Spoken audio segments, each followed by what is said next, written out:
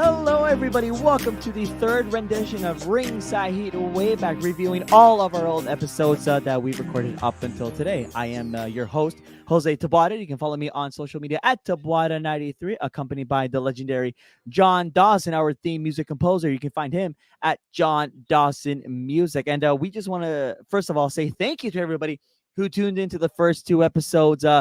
It got some clicks, it got some views, which is great.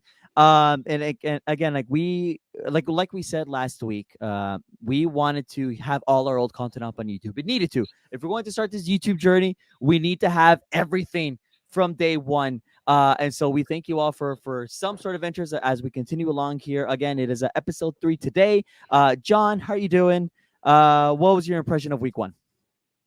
This has been a lot of fun. I love going back to these old ones, and again, I think I said when we were talking about them before the first one, to get the pulse of what we found relevant at that time, and not that it was that long ago, but long enough. And yeah, I've been enjoying it, and re-listening the shows is great. So I don't. And the best part is, Jose, I know we're going in order, but I don't look at the shows ahead of time. Good, yeah. So, neither do I. So I don't really remember. So it's all going to come back as we talk, which I think is pretty fun.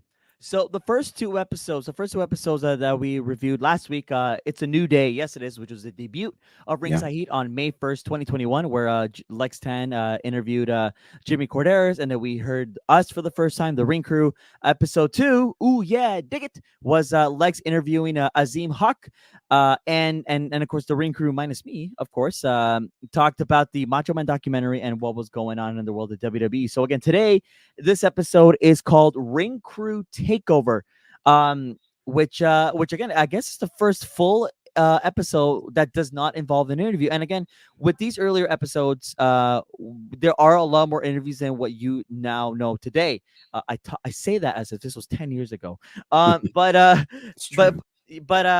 yes, I guess it's a full Ring Crew Takeover. I don't know if it's the entire crew of myself, John, Colin, Chico, Mark, and of course our host Lex, but we're going to see how that goes. Again, as always, you can find all of our podcasts wherever you get your podcasts, and of course you can listen on Sauga 960 AM. So I'm going to pull up the screen there is a Spotify. Again, John and I are going to be, if this is your first time watching this episode, we're going to be listening throughout the whole thing. We're going to be pausing throughout the episode to give comments on what we just heard, or maybe some other pointers that we just thought were interesting we want to make now, because again, we're going back in time here. So this episode originally aired on May 15th, 2021. So ready to go, John? I'm ready. Let's do this. CAA members save every your CAA card or load your CAA number and do not necessarily reflect the views of Sauga 960 AM or its management.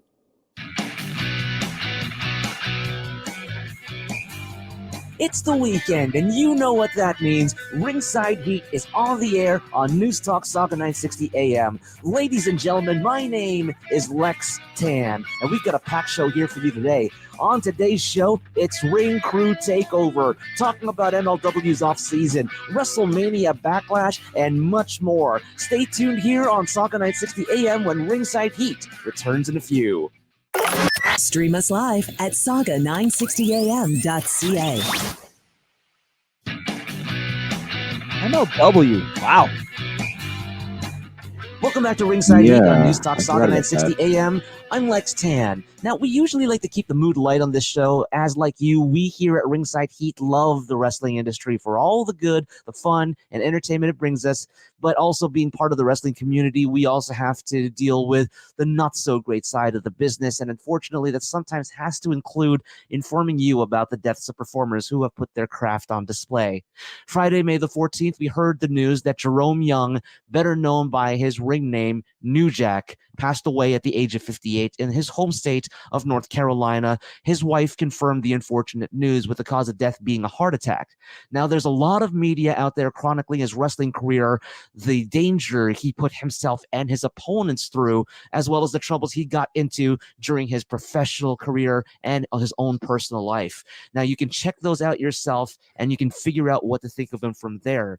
But we do want to unite with the rest of the wrestling community in sending our thoughts and prayers to his family and friends during this difficult time. His story kind of reminded me of something I heard about on a recent appearance by Ric Flair on Ariel Helwani's MMA show. So, let me tell you something. Let me tell you something, brother. Ric Flair talked about the recent drop storyline with Lacey Evans. As you know, the storyline had another bout of family contentiousness between Rick and Charlotte Flair. Holy heck, I forgot that was a thing. Yeah, me too. First things first, yes, I also forgot we lost Jack Perry. Sorry, not Jack Perry. Wow. New Jack, excuse me. Oh boy. That we lost New Jack. So very nice little touching tribute there. But yeah, because Lacey was, I mean, the only reason the storyline was dropped was because she got pregnant, and then Right. and then eventually from there just ended up leaving the company, which I didn't So did realize. Rick. Right, I didn't realize it's been that long already. Wow. It's almost hard to remember when, because Rick was an active part of Charlotte's character. Like he was in Right, he was there ringside. It was just yeah. Because like I know he was actively ringside when she made her first debut. Like he was ringside at WrestleMania 32 when Charlotte won the newly. I feel like he was coming out more. Maybe I'm not remembering that right. I don't but know. I feel like he was on TV a lot more. And I think this was just maybe a comeback again. Maybe. I don't know, yeah. but that's intriguing. Aggravated by Lacey Evans wanting some training from good old Nate and putting themselves in pretty questionable situations that seemed to imply that there was some other kind of wrestling happening, if you know what I mean. Ric Flair himself said that, like other wrestlers, he was going to make the best of the situation. And though he was cool with helping give her more TV time and thought she was a nice person, Rick barely knew her. He felt something didn't feel right about the story this time, and he didn't feel comfortable with it. And there have been really uncomfortable stories that WWE has told over the years. As a theater guy, I've had the chance to play characters and be in shows I wasn't comfortable with, but if I wanted to be part of the show and take the challenge of exploring the show, the character, and the music, well, I'd be okay with it, just like countless other performers in or out of wrestling. But maybe, just maybe, it's coming to a time in the business where, and I think it's good for the industry, the performers, to start thinking a little more about the storylines they engage in and whether it's something that they want to do. In some ways, it might be shooting yourself in the foot. If you were maybe a Bobby Lashley and you said no to the affair storyline with Lana, especially when you do want that TV spot, which could lead you to something better when it thankfully ends. And thankfully for Bobby Lashley, he did find something better when that storyline thankfully ended. But is that any consolation to those who engaged in those bad stories, gimmicks, or characters that ended up killing their wrestling careers? Is that any consolation to Matt Bloom, who left WWE to find greater success in Japan, only to return as Lord Tensai when we all knew he was Albert? Now, thankfully for him, his consolation is that he's doing well for himself as the head trainer at the WWE Performance Center, and NXT and Matt Bloom are both way better for it. But is that any consolation to Perry Saturn, who came into the WWE with a lot of good heat as part of the Radicals, but was the odd man out because of Moppy, WWE's half-baked parody of Castaway and Wilson, and eventually chose Moppy over Terry Runnels? Is it any consolation to Fred Ottman, who after his horrendous time as the Shockmaster never saw the success he had when he was Tugboat or even Typhoon? Yes, we've seen what happens when the inmates run the asylum and have way too much creative control and booking control over their characters. But sometimes the best things we've seen is when the talent can have their own voice, and creative writers, bookers, and the person up top knows when to step in and knows when to step aside. It may be time to start retweaking things so they can find that balance again.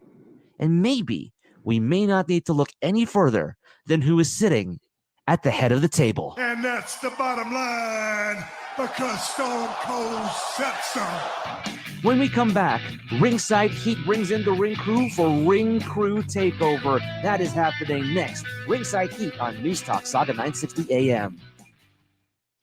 All right, this is going to be a bit of a take. Okay. But I am very happy that we don't have those sound bites anymore. Let me tell you something, brother, and that's the bottom line. Yeah, it's a bit gimmicky. Yeah. Aside from that, it's just like Lex has come as his own since then, and not that he wasn't from day one, but I feel like, I think as well as starting up, like you don't want to rely on like old like gimmicks that worked for one company when we're trying to find our funny for another. So I'm really happy that it's out of the way. Yeah, that's an interesting point. It immediately positions, like, because it's Hogan and Stone Cold, right? Not that anybody would argue their importance, but right away you're kind of framing the starting position. Exactly. I see what you're saying. Yeah, Exactly. that's for sure. So I'm a fan that they don't exist anymore. I don't know how much longer. I think that went on for a few episodes, but I feel like it. I also feel like it didn't last that long. I could be wrong though.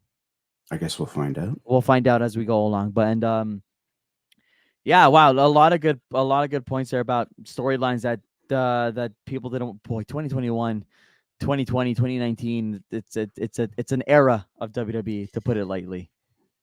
Yeah, I think era with a small e for sure. It was a confusing time. Again, we're coming out of pandemic, right? Yeah. So Interesting. All right. Yeah, I don't also- remember. I honestly don't remember some of the angles he's talking about. I will admit. The Lana Bobby was massive. Oh yeah. The Lana Bobby storyline was massive because of how horrible Rusev looked at them in the weird memes that came out of it, and then the Lacey Evans ones I forgot, but the Bobby and Lana Rusev quote unquote triangle was intriguing to say the least. I don't know if that's even the right pretty word. rough booking. That's the one I'm looking for. All right, let's and also I love that this made it sound like an exclusive at the time. The whole crew talking for a full episode, and then it just became people were waiting for that one. the norm. 2 episodes in, give us the crew. Give us the full crew. Yeah, monsters. So we're just No radio, public outcry. no problem. Stream us live on saga960am.ca.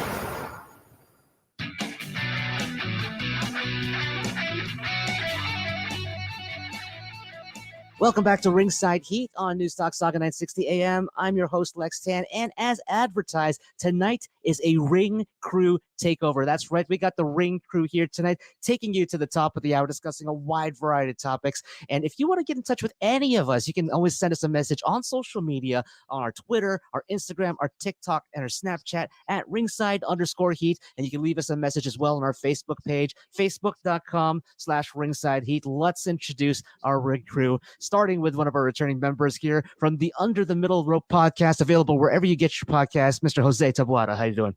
Hey, buddy, it's good to be back. I hope everybody missed me. And it was unfortunate that I couldn't be here last week, but I hope that everybody missed me. I hope everybody wished me well. So it's great to be back to talk some wrestling. Awesome. Yes, we did miss you, and we're glad to have you back, my friend. Change the dosage, buddy. Holy. Well, I got comfortable with you guys quick. Wow. That was lovely. So positive. Now, that's gonna fade. No, I'm kidding. God, look at that! I'm gone for a week, and then I needed the fix. I needed the fix back. That was really funny. That was hilarious. Thank you, Lex. Jeez. And There's our new soundbite. Torontonian over in Nova Scotia, graphic designer Colin Dodge. How you doing, my friend? I'm doing great. How are you doing tonight, Lex? This is great, man. Talking wrestling is always great when talking with all y'all. So here we go. And we have our friendly neighborhood Twitch streamer. You can follow his streams at MKD_CE0404 rather. MKD himself, Mr. Mark Farinas. How you doing? Hey, Alex. How's it going, man? You can also find me on Thursday nights. We also do Among Us Thursday with the Debauchery Tea Club. Very, very nice. And we have our educator and our co-theme song composer, Mr. John Dawson. Johnny, how you doing, man? Good to be with you, Lex. Good to be with you. How you doing? I'm good, man. Good to be with you, too. And introducing a new member of our Ring Crew here. He's a musician. He's a movie buff, a sci-fi geek, an all-around nerd. Favorite match growing up was Hogan versus Warrior. And years away from wrestling, he took a break, actually, and was brought back to the fandom by our very own John Dawson back in 2016. He's actually one of our co-theme song composers, Mr. Steve Peconi. How you doing? Steve, look at that. I'm great, Lex. Thanks so much for having me, guys. It's always a pleasure to talk about the squared circle. And you gentlemen are just all so intelligent and handsome. I'm in great company. Look at that. Steve made his debut, and then we didn't see him for like a year. No, you're right. We did not. That's great to It hear was a Steve's while. voice. Yeah, that was cool. I like that. So no Chico, I guess. Yeah, so I don't know how that's the full ring crew. Yeah, well, I think it's just a general. Oh, maybe he's. assumption. Oh, maybe yeah. Oh, maybe unless maybe I because I don't think Unless he's Seth. next. I don't know. Welcome. So, what we're gonna do? Our Yeah. first. No, I mean I think 7 would have been crazy excessive So we must have had Steven to fill in for Chico. Was that the thinking? Because we had to have because we had to have this. like 6 Maybe, people. although I feel like as well, like if Steve helped you out with the with the theme song, Yeah. then it felt like okay, we want to bring him in just so everybody can get to know because Lex was saying co. Or maybe on I that don't. one. Yeah, on that one. I mean, it was What was he? Did he act like a filler at the time? I know Steve wasn't even still today. Like we'll get him when we get the chance, or when he's able to rather.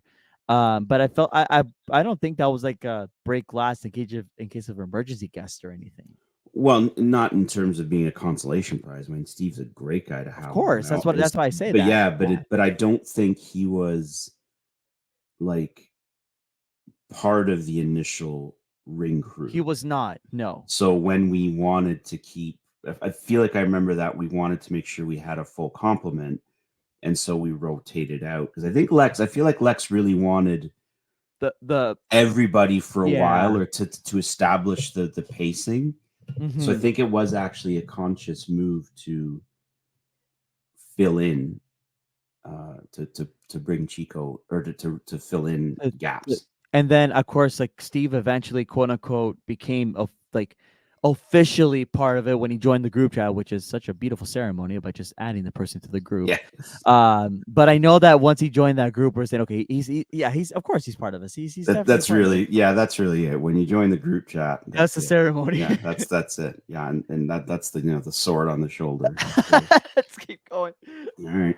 First segment here is going to be our Just Bring It and Lay the Smackdown segment. Did you give us the best and worst of the week in your opinion? So, who would like to go first with their thoughts? Colin. That was a weird edit. Both of my examples come from AEW. For Just Bring It, the best thing I've seen in a while, Matt Jackson recreating the I'm Sorry, I Love You on Christopher Daniels was just brilliant. And it wasn't until then that I didn't realize that SCU was kind of doing the first retirement run that Ric Flair did, where when he loses, that's when he retires. That's his last match. That's what led up to Shawn and Rick at WrestleMania. And the way they just recreated it, it was beautiful. For Lay the Smackdown, the camera operators at AEW hate Chris Jericho. While they were coming out and that, I don't know, makeshift golf cart, whatever that was, there was a camera shot right down the middle. And I looked, oh, there's Chris. And then he pops out too, a surprise. But I'm like, no, I saw him tucked in the bar. I'm like, there's Chris. He's right there. They just ruined his pop-up thing, didn't they? And then a couple minutes later, he's like, oh, I am here. Let's do a rematch. So I don't know what he's done to the camera operators, but they have not been his friend lately. Steve. All right. So for my Lay the Smackdown, it's going to be a slight extension of what Colin was saying. The little bit of the bubbly truck. Well, I got to lay the Smackdown on that. I remember that. There's a Twitter buddy of mine named Will Mahoney, who hosts a great podcast. You can find him on Twitter at Heel Will Mahoney. Will put out a tweet the night of the show, and he said, they're just copying someone else's homework. And that's what it was. Like the I'm Sorry, I Love You. They were kind of making fun of it as the heels that they are. They were like, I'm sorry, I love you. And that worked. That absolutely worked. But then to sit there and tell me that you're different and that you're the alternative, and then completely rip off one of the most iconic segments that WWE has ever done, almost verbatim. Interesting. Yeah, sorry. That just didn't fly with me. Interesting. For my interesting. Yeah. I mean, I had the exact same reaction. But right. Because you want it to be unique, of course. And yeah, it is a narrative that you could still argue that they pushed today. Well, the interesting thing though, Jose, is actually that's the funny thing when you watch the evolution of AEW is I don't know. I think they're at the point now where they want so badly.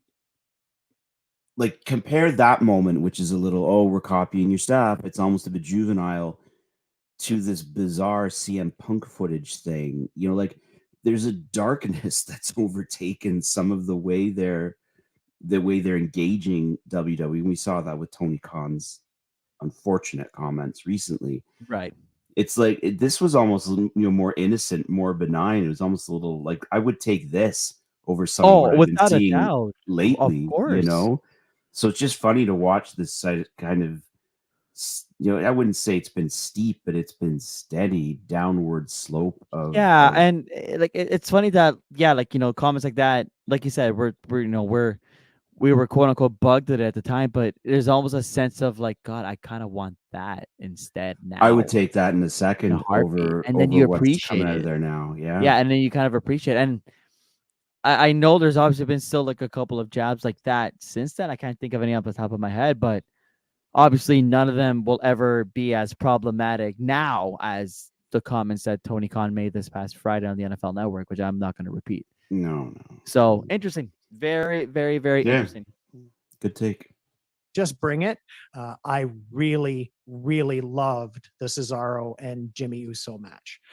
I mean, the match itself was always going to be great. The guys are both incredible workers. They know, their selling is great. Everything is great about what they do. But what I loved was how it advanced the stories. And, Lex, you and I talked offline about how WWE has this habit of making their stories very insular. Every story happens in a vacuum. Whereas they were tying up so many stories and moving so many stories forward. It was the Jimmy and Jay story. It was Jimmy and Roman. It was Cesaro and Seth. It was Cesaro and Roman. It was Cesaro and Jimmy. It was Cesaro and Jay. All these stories were moving together at once with one match. That psychology definitely puts that in my Just Bring It this week.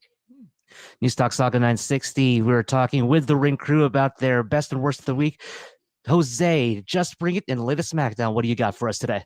Well, I'm a little jealous that Colin went first because I was going to bring up the HBK spot. Absolutely, I loved it, and I'm one of the biggest HBK fans here. He was definitely one of my first favorite wrestlers when I grew up. But thankfully, I have a backup because I don't want to repeat what my fellow Ring Crew members say. But I have to go to NXT.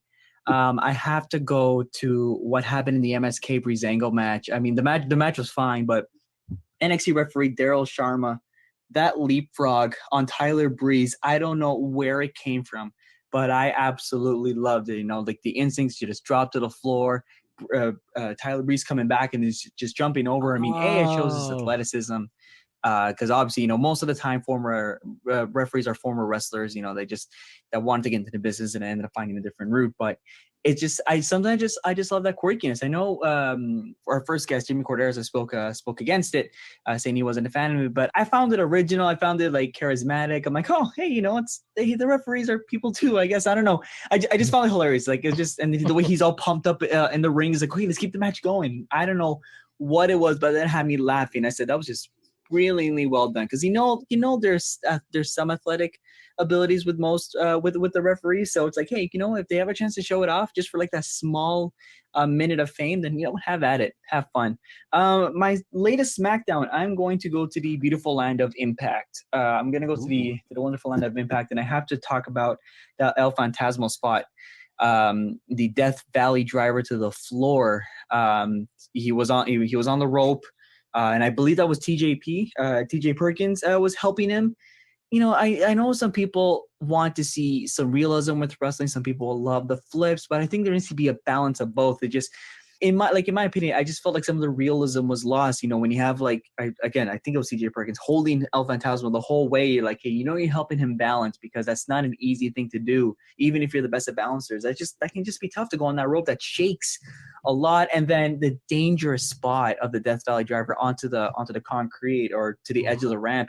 We've seen what happened with Chris Jericho at at Blood and Guts with the drop, and everybody criticized that because, oh my God, he landed on a bunch of pillows and now he's out for the next 4 to 6 weeks. So I love my spots. I really do. I'm not saying I'm against it. I'm not saying I'm a boomer or anything, but I think just there needs to be a balance, and you can find your spots in the safest way possible, because we just don't want to risk injuries. Look at Chris Jericho. We got a little it had a little glitch there on my end, which is unheard of, so I apologize for that. I don't. So if you saw a random cut, you don't, or a random exit, you know why. Sorry about that. Yeah, let's keep it going with the episode. Sorry. Just bring it. I really danced. That psychology. But I absolutely different route. But and if you like that small minute of fame, then have at it, have fun. And I believe that was TJP, TJ Perkins, was helping him. I know some people want to see some realism with wrestling. Some people love the flips, but I think there needs to be a balance of both. It just, in my opinion, I just felt like some of the realism was lost. When you have I think it was TJ Perkins holding El Fantasma the whole way, like, hey, you're helping him balance, because that's not an easy thing to do, even if you're the best of balancers. That can just be tough to go on that rope that shakes a lot. And then the dangerous spot of the Death Valley Driver onto the concrete or to the edge of the ramp. We've seen what happened with Chris Jericho at Blood and Guts with the drop, and everybody criticized that because, oh my God, he landed on a bunch of pillows and now he's out for the next 4 to 6 weeks. So I love my spots. I really do. I'm not saying I'm against it. I'm not saying I'm a boomer or anything, but I think there needs to be a balance, and you can find your spots in the safest way possible, because we just don't want to risk injuries. Look at Chris Jericho with the bump, and that was as safe as possible, and he still messed up his shoulder. So I guess less dangerous, crazy spots like that, the better, in my opinion. Newstalk Sauga 960 got the ring crew here talking about their Just Bring It and lay the SmackDowns of the week. We got a couple of minutes here. Mark and John, who would like to chime in here? Lex and Jose, I like a very good heel faction. You do know that. So my Just Bring It of the week, it does date back to NXT. Isaiah Swerve Scott, just a week after he defeated Leon Ruff in his match, he introduced his new faction called Hit Row. Now, to all the guys who don't know Hit Row, it consists of AJ Francis, who is a former NFL star, Ashanti Diadonis, who's from NXT, and Brianna Brandy, who has been on tour with Juicy J when he was working at the time. So I love how the promo went. I loved it. They came in there wearing red. And that kind of signifies the movie from 2015, Straight Outta Compton, where Suge Knight and Death Row Records were on. So it looked like Tupac, Snoop Dogg, Suge Knight, and the Lady of Rage were in one room. But this time, this is on a squared circle in NXT. They're all doing their promo. So I'm very interested to see how this faction is going to work out with Isaiah Swerve Scott and all three of those characters on NXT.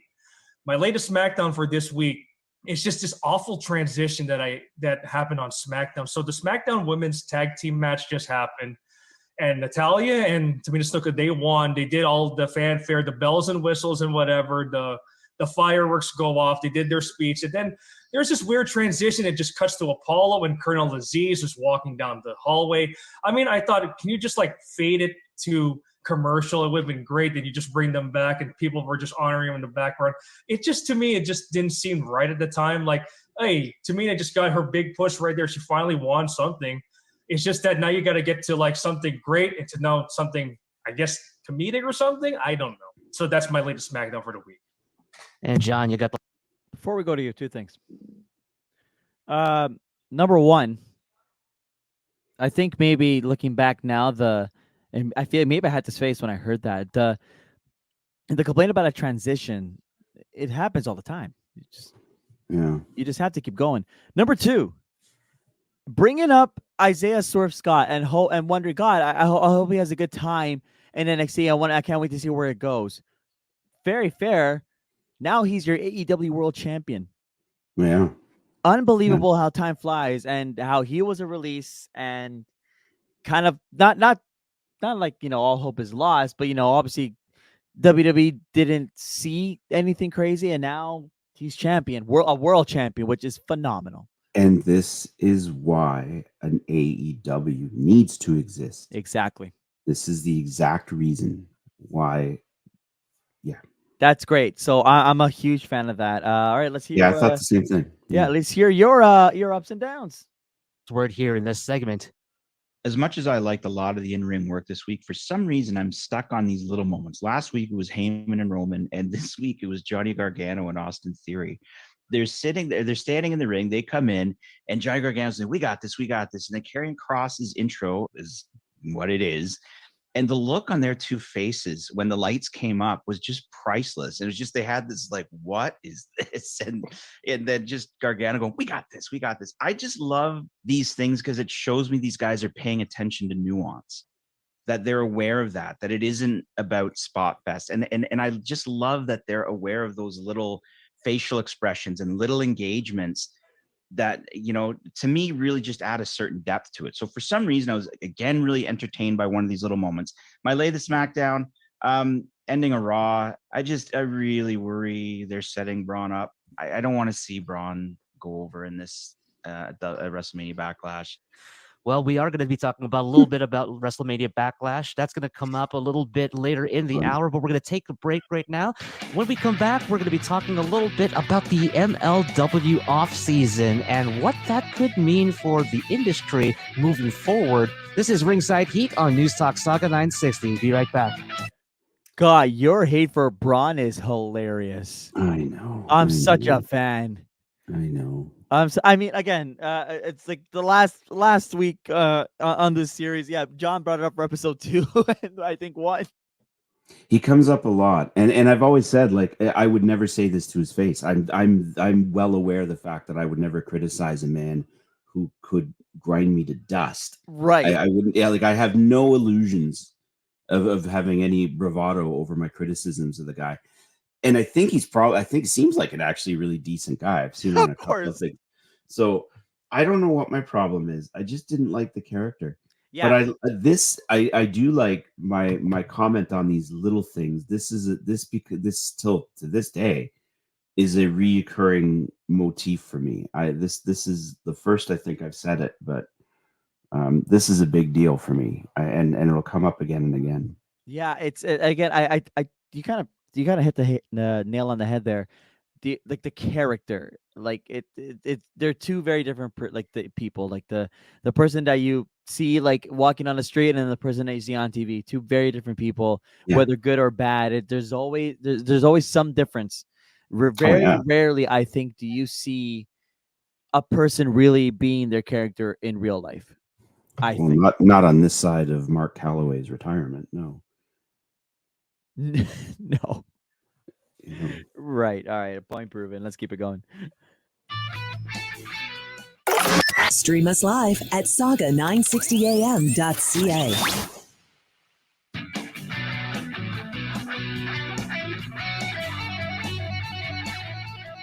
Welcome back to Ringside Heat on News Talk Sauga 960 AM. I'm Lex Tan, and I have the ring crew with us. We got Mark, we got Jose, we got Steve, and we got John, and we got Colin. And our topic here is Major League Wrestling and their off-season. Now, the idea of an off-season has been bandied about in the industry for quite some time right now, particularly with all the injuries that happen to wrestlers and wrestlers being on the road 300 some odd days a year, particularly in the WWE. But let's talk about MLW actually putting together and actually doing an off-season. It was in place of MLW Fusion this week, they aired an old show of MLW Underground, and it was, I believe, Christopher Daniels was in one of the matches there. Joey Styles was calling it. I saw Jerry the King Lawler give a Stone Cold Stunner from an episode in 2003. So it's a little bit crazy that they're doing these reruns every year. But John, what do you think about how they're doing this off season right now? This can be any entertainment industry. It can be feast or famine. It always seems a bit scary when you're going to say something like, we're going to take an off season. We're going to take some time off. It's a lovely thing to do for talent, but you worry, are they missing opportunities? But if they're doing it with an eye to being episodic, or they're thinking more like a series, then it could really work in their favor if their writing backs it up and the stories back it up. Having said that, being that they're in the middle of, they've just started their off season, and I've thought about them more in the last week with this draft topic. So if they're able to still stay in the news, they've got this deal with Vice TV coming. If this is an opportunity for them to springboard into other types of content, it may not hurt them if they do it well. And again, I think it all comes down to how they handle their stories. And if it feels like it's a season, it could work, but it's risky. I'm just gonna just follow up on John a little bit. I mean, first of all, I want to talk about just off season as a whole. I do think that MLW's heart is in the right place. Lex brought it up. You know, the average amount of a WWE superstar or wrestler they would work if we were not in a pandemic situation is about what 300 days. Like Lex says, it is a lot under tolls, and when it comes to the WWE schedule, it's what, like TV Monday or TV Tuesday, or well, as it used to be, then live shows for about 3 days a week or 4 days a week on the weekend, and then back into another TV show or the pay-per-view, whatever. There is a lot, and when it comes to WWE, at least from that perspective, they do it for the money. Obviously, there is so much money there because there's money in tickets, there's money in merch, there's money in advertising for these events. There's all sorts of stuff. I mean, I've been to a few WWE live shows. They're a lot of fun too, and that's what worries me about MLW. This is technically I know they're called Major League Wrestling. Ironically, they're like in the world of wrestling, they're a minor league company. Like I'm not going to shy away from that, and I do feel like there is a lot of money left on the table not doing something weekly. We complain about these workers working so hard and working so often, right? With the schedule and not be able to see families and whatnot. And then at the same time, when you realize that they're stepping away, you're like, oh, we're so used to this weekly routine that it's like you're really stepping back. And I think the other thing that would concern me is would I be worried that, supposedly, let's say that there wasn't any draft news. What I'm worried is if the average wrestling fan sits into the offseason, watches something else, watches WWE, watches Impact, watches AEW, and then potentially, I'm not saying they will, maybe they forget about MLW and then they lose a few viewers here and there. I feel like there's a lot more room for error in an offseason than there is to have one. Yeah. Yeah, I think so. I feel like I kind of didn't make sense there for a little bit, but because I was thinking, like, even before I heard myself talk, I was thinking that doesn't sound like a smart idea, and it looks like that thought holds true 3 years later. Well, the whole conversation's moot, right? Because it didn't happen. Like, it's not a model that's been adopted by the industry on any level. No, of course not. But so it was a risk, but I don't.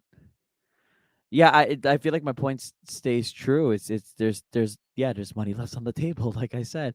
Intriguing. I felt like I wasn't really making my point across until the very end there, and I think that's a struggle of mine even today, where I kind of go on, and I'm like, wait, where am I getting at? So I feel like that's a great example of how I still am today. I think the reality, and we saw this in this whole concept, I seriously doubt it'll ever be a serious conversation again, because that only works if your entire overhead and all of everything you're doing is wrapped up in television production. But these are much more, mobile. There's a lot more plate spinning.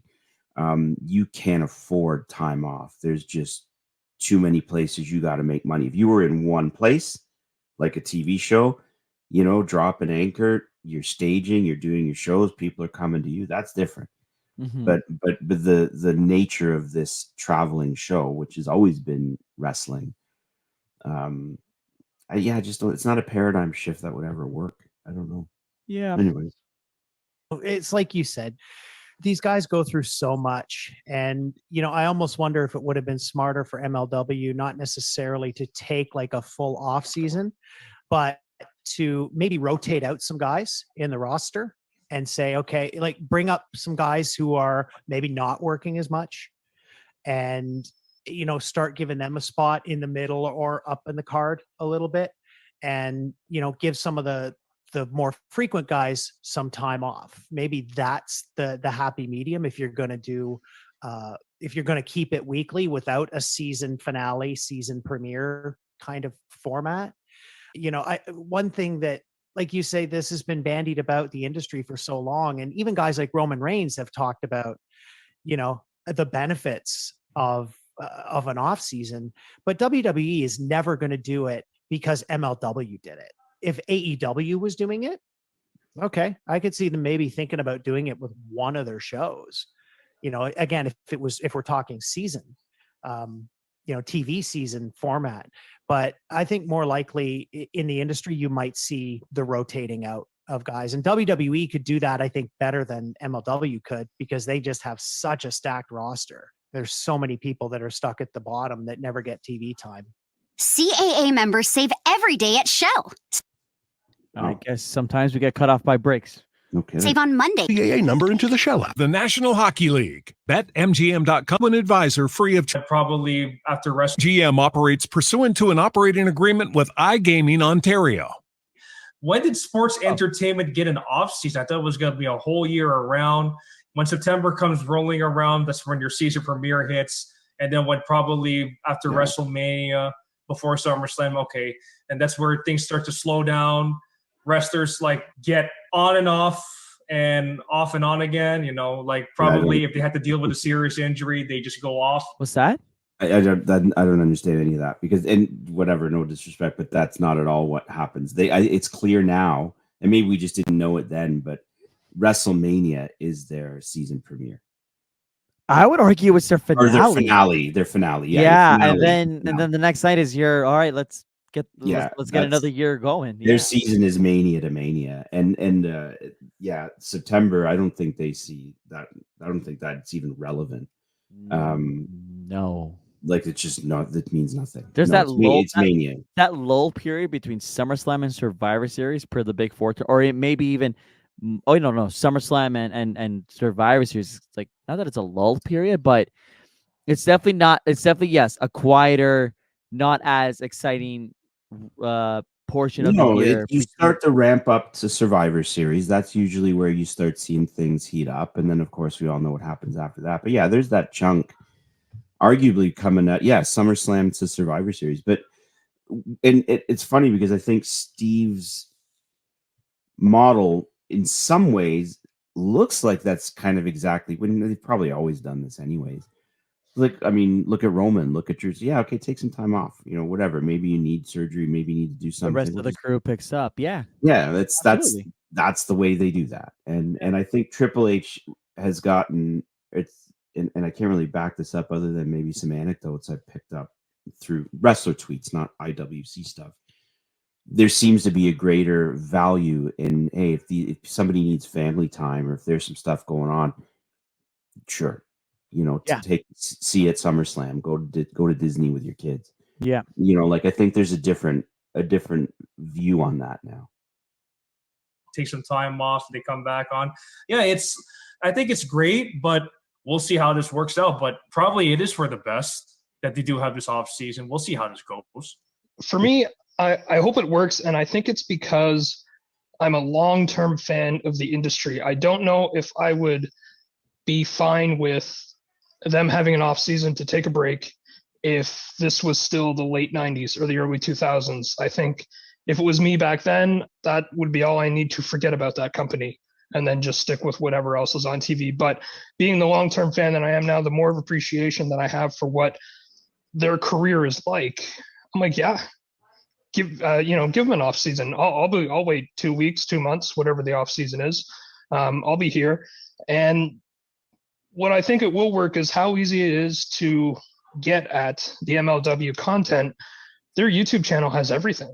And how much people consume YouTube now in place of anything else. I know I get most of my entertainment off of YouTube more than anything else lately, for the last little while, because it's just, all the different types of entertainment I consume, but it's all on YouTube for me. So I think that's a way it could work. I'm for it, but perhaps it's just because I'm a long-term wrestling fan. I don't know if I would feel this way 20 years ago. Jose, you got to add something on to that. It's funny, Colin brings up, the appreciation for the offseason, and as somebody who works in sport journalism, I find my comments ironic at the same time, because I see it all the time in my job, right? The NBA offseason, the MLB offseason, and so much happens in those offseason too.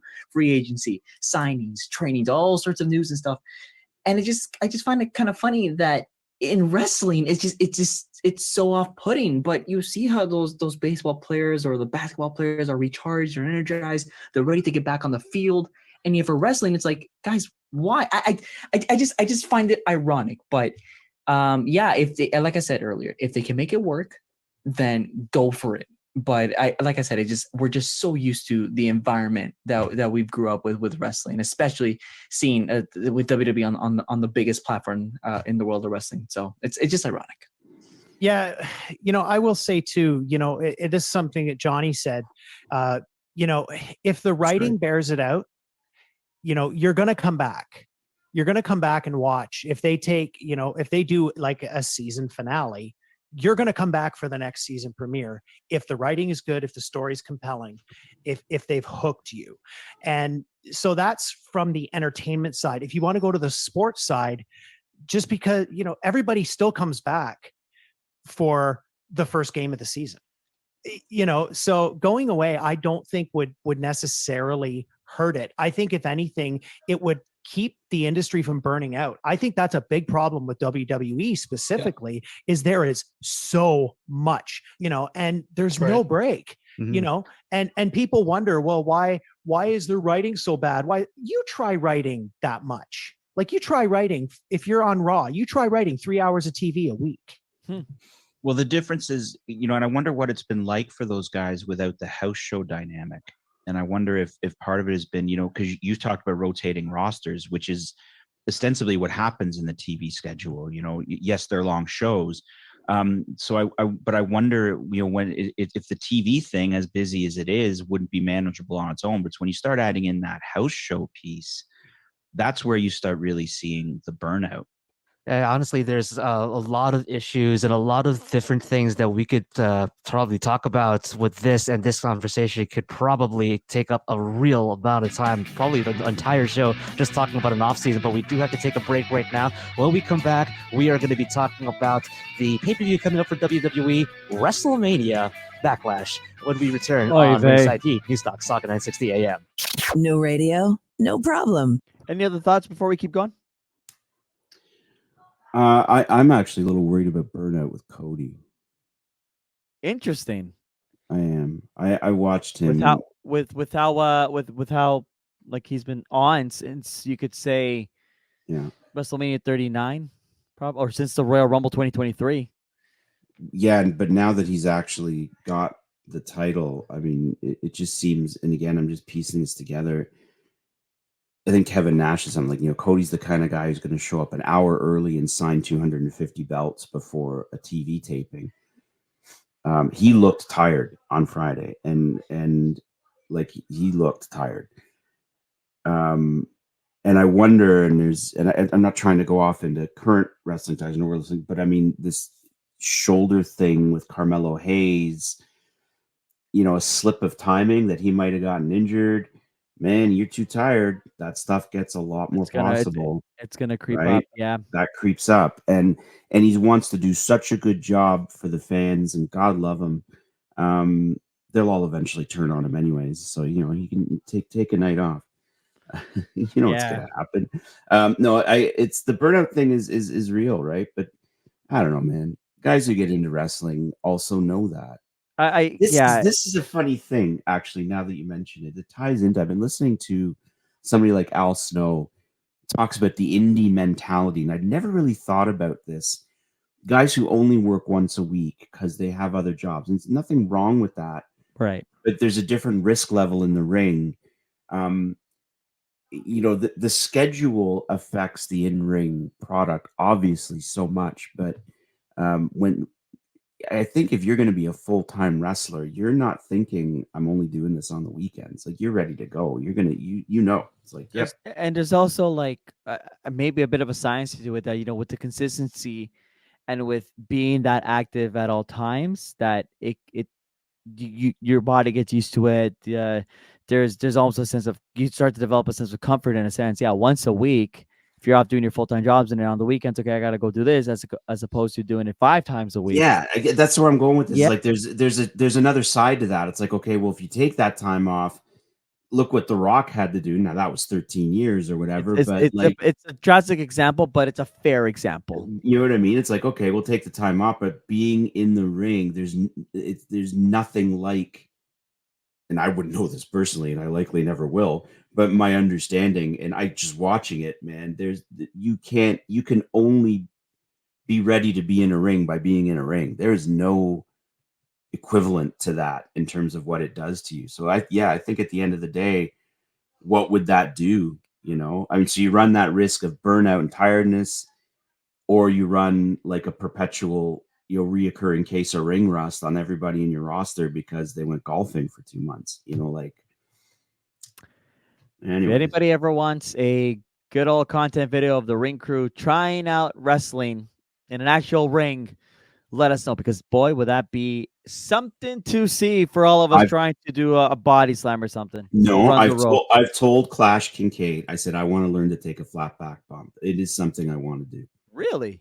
Yeah. Oh, yeah. Oh, poor soul. All right. This live on Sauga960am.ca.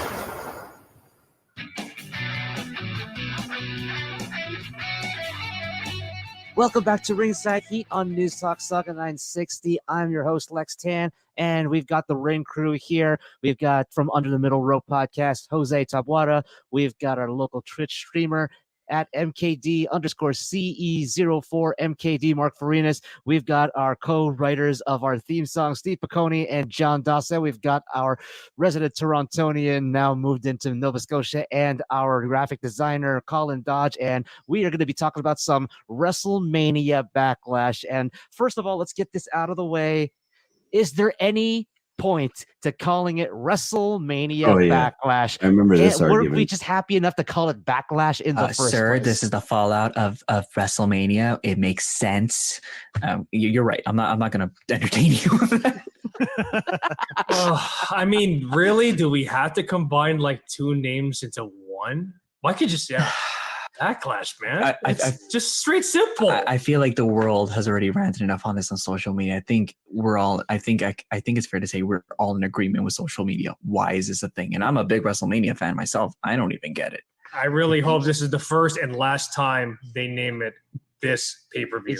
It wasn't. It was seems not. to be some way to really draw direct connections to the storylines of WrestleMania. And I'm just looking at it kind of like it's part one, part two, but it's always kind of been that way. It's just the most redundant of event titles. I really can't wait until Backlash in the Bank next month. Yeah. I'll be like telling my kids in the next 10 years, hey, when I was like 13 or 12, it was just called Backlash at that time. Yeah. Wow, you're old. Yeah. It lasted what, 3 years?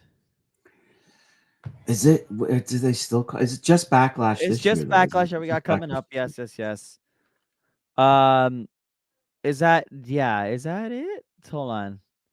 2018. I think they just kind of let it fizzle out. They never really. It was only 2 years. 2021 and then 2022, and then that's it. And then we had enough. Because I'm 100% correct. It's absolutely redundant. It's implied. It always was. Yeah, it's implied, and that was the point. We're like, we know if it's Backlash, clearly. Ooh, wow, see that? Clearly, it's a response to something that may or may not have happened recently. Yeah. So. Yeah. Oh well. Intriguing. Yeah. It's like, it's implied. We know it's a backlash of WrestleMania. Right but there. you know what? Yeah. I guess we need a little bit more Now, directness do in you these in these Sorry, times. Lex. I jumped right in there, but No, do go you ahead, think go that ahead. this Wow. is I apologize for cutting off Lex. I don't think that happens anymore. No, we just do it, and we just sort of don't jump anymore. in there. Yeah, we abandoned the thought of apologizing and cutting each other off in episodes every single week. Yeah. Sorry, Politeness went out the window. Episode 5. By episode 5.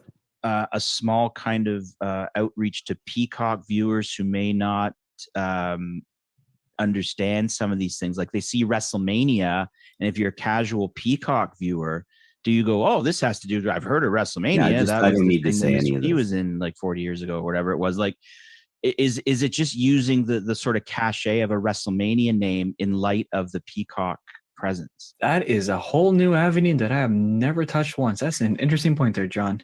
I would bet that's 100% what it is. You know, it's No, it's a good point. Well, I'm sure Steve's about to elaborate here, but that makes sense. Okay, I guess it does. I wasn't sure. I thought it might have just been kind of saying stuff. No. It's funny. I saw a thing once. I think it was on John Oliver. He was talking that WrestleMania, in terms of like value in sports, WrestleMania is actually above the World Series. It's such a really. Yeah, it was crazy. That blew my mind. In terms of like audience recognition and dollar value and all of that kind of stuff. So yeah, that's exactly what it is. Well, let me ask you guys. Let me ask the 5AV here and our viewers that are listening. Anytime we talk to a non-casual wrestling fan, I want to say about maybe like 7 or 8 times out of 10. The first thing they're going to say, oh, WrestleMania, and think everything is WrestleMania. My brother's girlfriend's like, when I was time for the Royal Rumble, oh, was he watching WrestleMania? I mean, I was offended, but it's just a popular name that is universal. It's the granddaddy of them all. Well, that's a great point because people understand the connotation of WrestleMania. People know the name of WrestleMania. Even like, I don't know if you guys remember that old movie with Charlie Sheen, Hot Shots Part 2. And yes, I do. Ramada had a line which talking about her lover, her husband, played by Rowan Atkinson, and she was talking to Charlie Sheen's character Topper Harley, and she said he used to come around the schoolyard day after day. I so admired his persistence.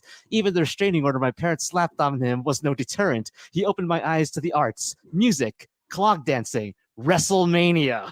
Yeah. That was said by Ramada from Hot Shots Part 2 to Charlie Sheen. But, let's look at the matches that we have so far on the card. We've got Damian Priest versus The Miz. We've got the Dirty Dogs, Ziggler and Rude versus the Mysterio father and son combination. We've got Roman versus Cesaro for the Universal Championship. We've got Rhea Ripley, Asuka, and Charlotte Flair for the Raw Women's Championship. Bianca Belair versus Bayley for the SmackDown Championship, and for the WWE Championship, Lashley versus McIntyre versus Strowman. So, what are we looking forward to? What are we sort of like not wanting to like shy away from? Jose, let's start with you. Well, yes, we have like our big titles, the women's championships and the Universal and the WWE, but the one thing I'm looking forward to is actually Rey Mysterio and Dominic against the Dirty Dogs, because it's been brought up multiple times in the week, in the build-up, that yes, this would be the first father-son pairing in WWE history. I'm sure it's happened outside of WWE, to become tag champions. And this is one of those things. This is one of those matches where you look and you say, well, you could have done this in Tampa like last month, and it's unfortunate that it didn't, because I think that would have been a great WrestleMania moment, a really big family moment for Rey, especially, being able to wrestle with his son. We saw this kid being fought for in a ladder match at SummerSlam to now in impending close to be a tag team champion. It doesn't get any more special than that. So I hope they get their crowning moment this Sunday. It's just great. It just sounds like a good time. Yeah, I think we're definitely looking at the Mysterios are going over in this. I really do. I mean, let's face it, this is probably going to be Rey's last run. I think it's going to be a tag championship. And Steve, that's fun. I don't know what to tell you there, buddy. No kidding. I couldn't be happier to see somebody proved wrong. That's a moment where you just go, yikes! Wow. Nope. But I would have agreed. I would have agreed too. Yeah. He became Hall of Famer and still kicking, and betrayed again. I know. In the tag team breakup, and then it will be Dominic is going to be the young lion who supplants his father at Mania next year. That's what I think's happening. I like that. I like that a lot. Yep. Yeah. Another guy I'm looking forward to, and I really like Roman ever since he came back, but the Roman versus Cesaro match for the Universal title. Cesaro's came a long way. He started from Antonio Cesaro to now the Bar with Sheamus. And now he's finally getting this push that he finally gets this opportunity that he can finally prove in a singles competition that he can win the big one. Recently on Friday Night SmackDown, he just destroyed the Jimmy and Jey Uso, and then he attacked Roman Reigns. I mean, like, he's unstoppable right now. So It's going to be a very interesting match. I'm really hoping to see a lot from Cesaro against Roman. It's going to be very entertaining to watch, but tough one to call there.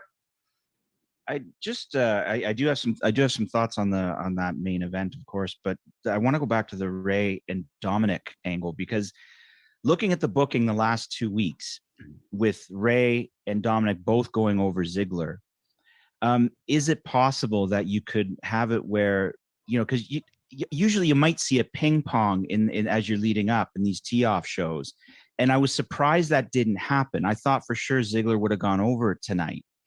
And he didn't, which makes me wonder if this isn't, a massive beatdown on Ray.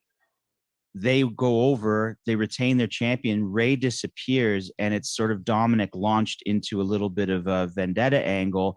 Then down the road, they come back and do the father-son moment.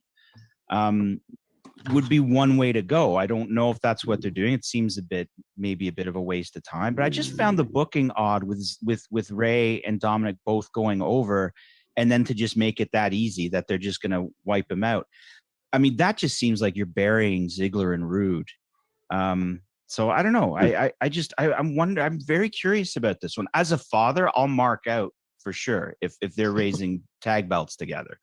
But I'm very curious to see what they do with that. Does it bury anybody to lose to Rey Mysterio? Yeah. Like, really? Like, Yeah. at this stage, like, is losing to him a bad thing? I don't think it is. I think being in the ring with him and putting on a good match. But he's been buried the last 2 weeks.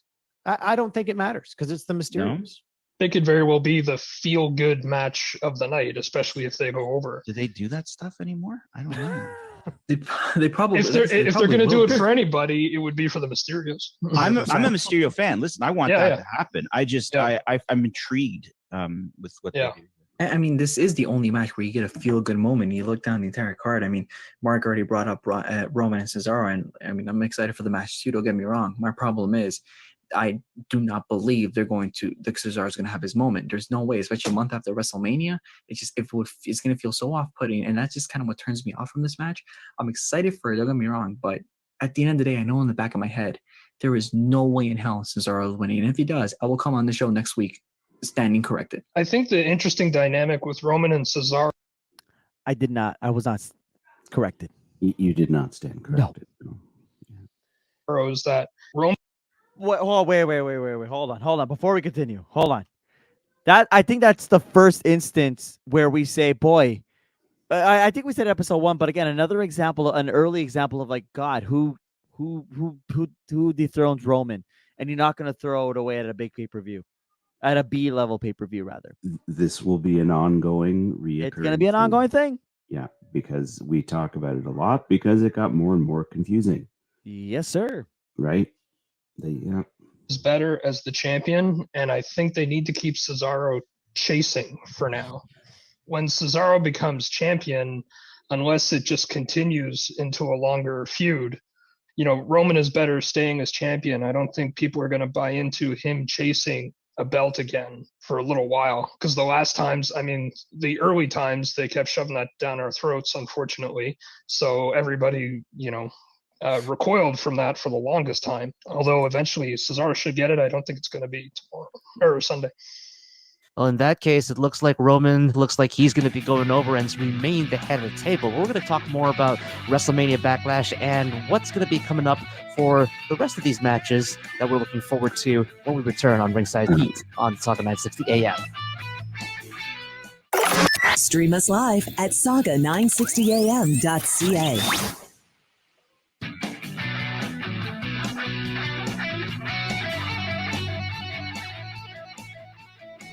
Ringside Heat on News Talk Sauga 960. I'm Lex, and we got the ring crew here. We got Jose, we got Mark, we got Steve, we got Colin, and we got John. And we wanted to continue the conversation. John wanted to continue the conversation about Cesaro and Roman Reigns. So you're saying that you did not like the idea, or you weren't agreeing with the idea that Roman Reigns is going to still go over. Well, I would not be surprised if he does. I'm just saying there is a way, I think, where Cesaro can get a moment while minimizing damage to Roman and developing this feud angle, and that has to do with Jimmy messing up the win for Roman. Mm-hmm. And if you do something like that, you could have a scenario. I doubt they'll do that. I doubt they'll take it off of Roman at the WrestleMania Backlash. That would seem like an odd thing to do. But I'm just saying, I think there's a way it could be done. And it actually, I would kind of enjoy that because it would certainly bring heat for Jimmy, at least, in the storyline, and could be an interesting way to go. See, my problem with Cesaro winning right now is like, I mean, as a fan, I'm all about the moment and timing these moments carefully. To me, I was ready to see Roman lose in Tampa last month, specifically the Edge. I really wanted that Edge win, and I told myself, if Roman does escape this, then I do agree with some of the friends that I've spoken to outside that if he ended up winning that match, he holds on to that belt not until SummerSlam, not until Survivor Series, not until the Royal Rumble, no, until next year in Dallas at WrestleMania. Like, I think because of that. Wow, there you go. Called it. Yeah. I called that. Yeah. Well, you did. No, you totally. And look, the reign wasn't even for a year yet. Roman was not champion for a year yet. I was just about to ask. I can't remember if we talked about that. We did in episode 1. Yes, he was not a champion for a year. He's still within his first year. Okay. Yeah. So still within the first year, and I'm saying save it for WrestleMania 38. Unreal. That's why I'm your director of digital content. Yeah, I'm kidding. Let's oh my God. But we also had no idea who was coming for 38. That I'm looking forward to when we talk about 38. We got a ways to go. It's gonna be oh yeah, I'm well aware of that. if we keep up this 2-episode week pace, yeah, it's gonna be a little while till we get there. Probably 2025. But yes, it's yeah, it's I can't believe I said that. I'm very happy. So Jose got it. Jose has it in the bag. Yeah, the question has been, we've said it already here, who dethrones him? It's a question has been asked since he won that title last year. And honestly, a B pay-per-view like Backlash, to me, it's a slap in the face to the reign itself. It's like, really? You're really going to drop the title on a pay-per-view like this? SummerSlam, I'll give you. But a Backlash, a Money in the Bank, or whatever pay-per-views we have later on, I don't like that. And that's why I'm like, you know what? At this rate, go ahead, take it to Dallas. AT&T Stadium will welcome you with open arms with a Universal title next year in April. Yeah, I understand what you're saying, Johnny, and I think that will happen at some point. I don't like with Jimmy messing things up. I don't think it's going to happen yet. I think what we're going to get first is we're going to get Jimmy versus Jay at some point, and Roman is going to be the fun. Yeah, exactly. That's funny because, and listen to the reaction. I think that was Mark who and hold on. Let's. Roman is going to be the final boss. Roman will be the guy. Oh my God! Jimmy stop! Hits. There it is. Look at that. That's fun. Wow. Good job, Steve. Steve and I just know. Yes. And listen, I was never going to die on the hill of Cesaro taking it off of Roman. I just had to play something there. But right, you guys, right from the beginning, you guys were 100% on point. All of it ended up happening. Maybe you could argue like in a slightly different route, but it happened. Yeah, it all happened. It all laid out for sure. Wow. God, is really neat. This series is going to be fun. But Roman will not be champion at that point. And that's what Steve, I think is going to happen. But I think and sorry to interrupt, Mark, but just while I finish my thought real quick. I think the problem with putting the belt on Cesaro right now is that would end up making him a transitional champion, and he doesn't deserve it. And there would be like the IWC would lose their minds if they just put the belt on him for like 2 months or a month. He deserves a good run. He's a good worker, and he'll get it later.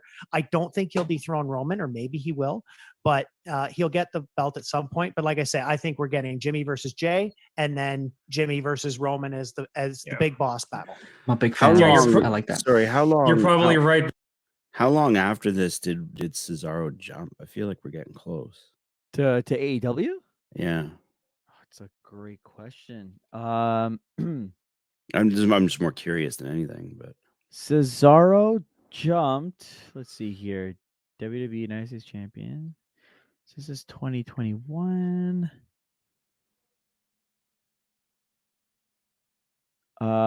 His last televised WWE match was February 11th, 2022.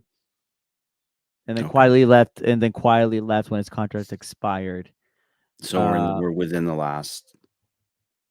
Yeah, no, so he still has about half a still year. has to about go. half a year, yeah. Yeah. Half a year, yeah. And he just he didn't want to leave WWE, but just wasn't a fan of the contract at the time.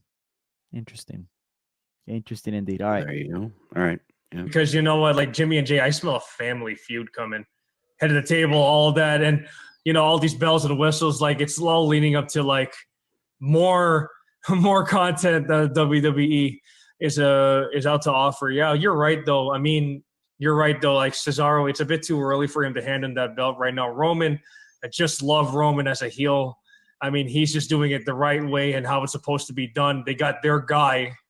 And it's just that it's now falling apart all of a sudden, or it's building back up and all falling apart again. But yeah, just wait till next WrestleMania in Dallas. We'll see where this goes now. Listen, all I gotta say, I'm sorry. One last thing is that look, if you're selling this product to a new audience in Peacock, wouldn't it be news if it says, "Wow, maybe WWE's putting on events all the time that are worth watching"? And I'm not defending it. I'm just saying, is there, might it get some attention that they might want in this new format, this new streaming service, to have something big happen? They can fix it. I'm sorry. I think Cesaro will be a transition. Oh my God! I might get old for that, but I do. I just want to back up what Mark said in terms of Cesaro. Not being the guy or looking strong. I think my worry here is there are going to be fans out there.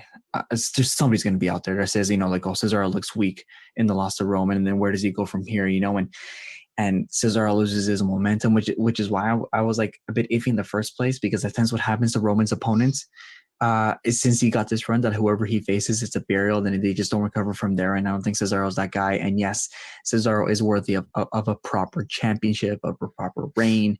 And I am scared of what happens to Cesaro moving forward after the loss. If he continues, thank goodness. But as long as they make him look strong in the loss, I'll be fine. I think as long as they keep it some kind of dirty loss, it has to be, and that works for Roman.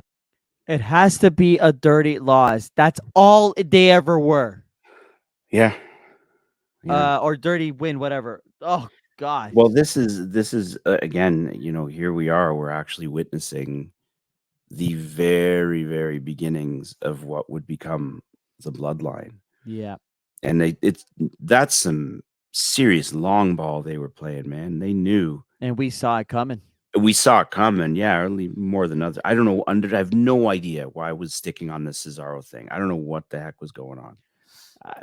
Maybe you just wanted to be different and kind of. I think that's got to be it. That's got to be it. I just wanted to be a contrarian. Everybody agreed. You're like, nope, screw this. Give me the other side for the hell of it. Yeah, I mean, it was an unsustainable position. History proved everyone else right, but amazing to see how it's all being set up and telegraphed. It's like, this is clearly where this is going to go. Very interesting. I mean, it worked for him with Owens. It worked for him with the chair shots with Edge and Bryan. So I think as long as they do something like that, it'll be fine. And we're going to quickly run down the rest of the card here. First off, I'm going to start off with Damian Priest versus The Miz. I think it's going to be an actual pretty good match in terms of just the wrestling. But the one thing that I just hope happens, they stop saying the name Johnny Drip Drip. We also have the Bianca Belair versus Bayley match as well. What do you guys say about that? I think it's going to be entertaining. I mean, Bayley is right back in the title scene where she belongs, and obviously her absence at WrestleMania is still pretty big, and they're still using that in the storyline. We saw it this past Friday on SmackDown with Bianca bringing up that she was getting rolled down the ramp by the Bella Twins, which is still an absolute shame and travesty. So Bayley's going to put up a good fight. I'm pretty sure Bianca is going to retain, but nonetheless, these are the right kind of opponents for Bianca and her championship. Really quickly, that Bayley situation at WrestleMania 37 was used in her run at WrestleMania 40, and how ridiculous the whole story was, just having her in that position as she was in.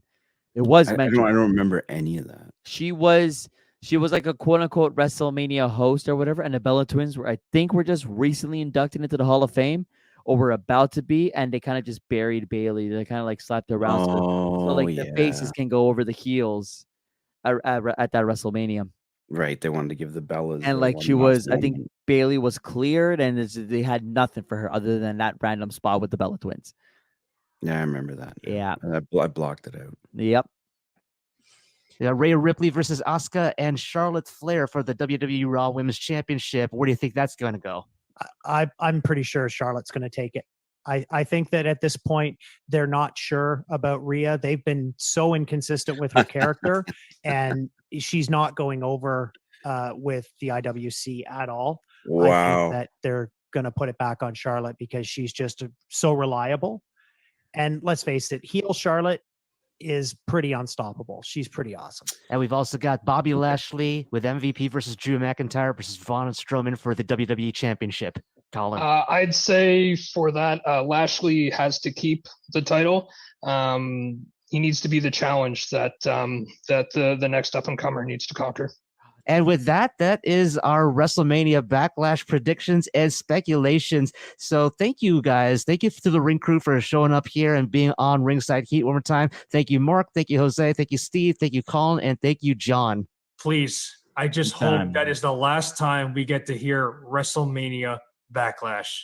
I can't wait for WrestleMania in the bank. It's going to be awesome. Oh, my Lord. Give me a break. Thanks so much for having me, Lex. And thank you as well to all of you for listening here on Ringside Heat on News Talk Sauga 960 AM. And next week we will be talking about more wrestling topics, obviously, but one of them is going to be about the Major League Wrestling draft that's going to be happening starting next week. In the meantime, on behalf of the Ring Crew, my name is Lex Tan. Remember that you can get in touch with us on social media at ringside_heat, facebook.com/ringside heat. Tune in next week for more Ringside Heat on News Talk Sauga 960 AM. Talk to you soon.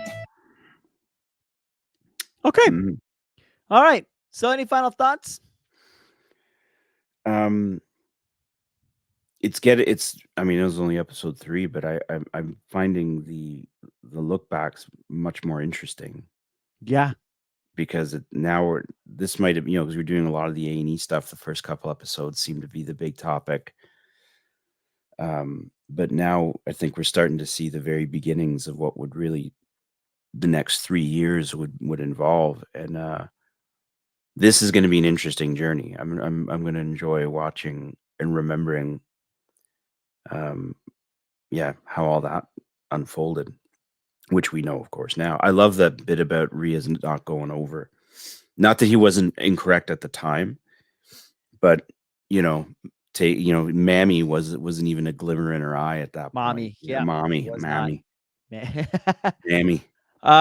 Yeah, no, it's again, like I think the takeaway of the episode is that I brought it up to the group that I'm saying this as like not to just boast about myself, but I'm stunned that I said Roman's gonna hold it to WrestleMania, holding it to WrestleMania. I can't believe I said that. That's my takeaway, is that I called it, and then Steve backed me up with that. It's insane. Yeah, well, it made sense, right? It made way more sense than Cesaro taking it off of Roman. For sure. But I don't know. Maybe we just weren't used to. There's got to be something to the fact that I don't, and I could be wrong about this, Chico. Maybe you guys would know, but were we having long reigns at this point, or were we kind of moving belts around a lot? Or were they? I think they were. I think there were long reigns. Like, were they? Bianca just became champion. She had her WrestleMania moment. In the I just don't know why I felt there was such a need to pull it off of Roman like that. It seems like I think it was just to have a card on the match, just have Roman working. Well, I understand why he was in the match. I'm just trying to understand my psychology and like why was I so convinced that they couldn't keep it on him? I must have felt like that was a way, a few years ago. Because my gut is that I think you just wanted to present the other side, just so we can have conversations. Anyways, not that like you're trying to be a contrarian or everything, but I think he just wanted the show to have that opposite side, so we're all not agreeing with each other. But I was wrong. Now I'm upset at myself, and I want to go. It's hilarious. Kick my own ass. It's fantastic. I laugh now at you for saying such a thing, but I think it's just great that we just have people on the show that just want to present other sides, and it's just great. But it'll come at an expense, and so that I say, ha ha ha ha. Unbelievable. What a hack. Well, what a hack. That concludes our episode for today. This Thursday, in about 48 hours, we're going to listen to and comment on episode 4 titled Zombies with 3 question marks. And I believe that's revolving the Damian Priest and Miz match from WrestleMania. Right, because this will be our Backlash reaction. Yep. Lex interviews Vincent Salvador from Toronto and shares his wrestling experiences that have influenced his life, his craft, and his career. And then, of course, we talk about zombies. And then revealing, I guess this says at the end of the description here, having a live audience for WWE shows in July. So it looks like that we had the report between that time that fans are coming back. That fans are going to return. Yeah, presumably that's what that means. Yeah, we're still on screen, so it was so things were still up in the air at this point. Still up in the air. Exactly. We're having crowds. I don't remember how screens were still up. They had the crowd. Thunderdome. This was all still Thunderdome. Yep. WrestleMania 37 had half capacity, but yes, Thunderdome was still in effect. Wow. I know. So. For John Dawson, I am Jose Taboada. Thank you guys for listening to this very fun, long episode, and we will catch you all on Thursday. Talk soon.